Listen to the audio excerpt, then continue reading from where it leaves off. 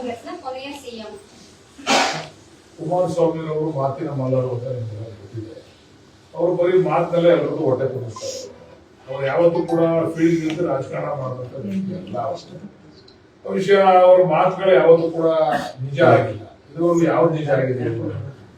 ಅವ್ರು ಮಾತಾಡ್ತಕ್ಕಂಥ ಮಾತನ್ನ ಮಾಡಿದ ದಿವಸ ಕೇಳಿದ್ರೆ ನಾನು ವ್ಯಕ್ತಿತ್ವ ಇರ್ತಕ್ಕಂಥ ಅವ್ರ ಮಾತಿಗೆ ಎಷ್ಟು ಅರ್ಥ ಕೊಡ್ತಾರೆ ಸೂಕ್ತ ಅಲ್ಲ. ಸಿದ್ದರಾಮಯ್ಯ ರೆಕಾರ್ಡ್ ಬ್ರೇಕ್ ಕೂಡ ಮಾತಾಡಿದ್ದಾರೆ. ಅವ್ರು ಮಣ್ಣಾಕಬೇಕು ಅದನ್ನ. ಅವ್ರು ಏನ್ ಅನ್ಕೊಂಡ್ಬಿಟ್ಟಾರೆ, ನಾನೇ ನಾಯಕ, ಇನ್ಯಾರು ನಾಯಕರೇ ಅಲ್ಲ, ನಾನು 15 ರಾಜ್ಯ ಸುಧಾರಣೆ ಮಾಡೋನು, ಇನ್ಯಾರು ಇಚ್ಛಾಶಕ್ತಿ ಇಲ್ಲ ಅಂತಕ್ಕಂಥ ಭ್ರಮೆನಲ್ಲಿದ್ದಾರೆ ಅವರು. ಅದನ್ನೇನು ಮಾಡಕ್ಕೆ ಒಬ್ಬರು ಒಂದು ಭ್ರಮೆನಲ್ಲಿ ತೇಲ್ತಾ ಇರ್ತಾರೆ. ಆ ಭ್ರಮೆನಲ್ಲಿ ತೇಲ್ತಾ ಇರ್ಬೋದು. ಎಲ್ರಿಗೂ ಅವ್ರದೇ ಆದಂತ ಶಕ್ತಿ ಇದೆ. ಯಾರ ಬಗ್ಗೆ ನಾವು ಅದರ ಅಧಿಕವಾಗಿ ಕೇವಲವಾಗಿ ಮಾತಾಡ್ಬೋದು.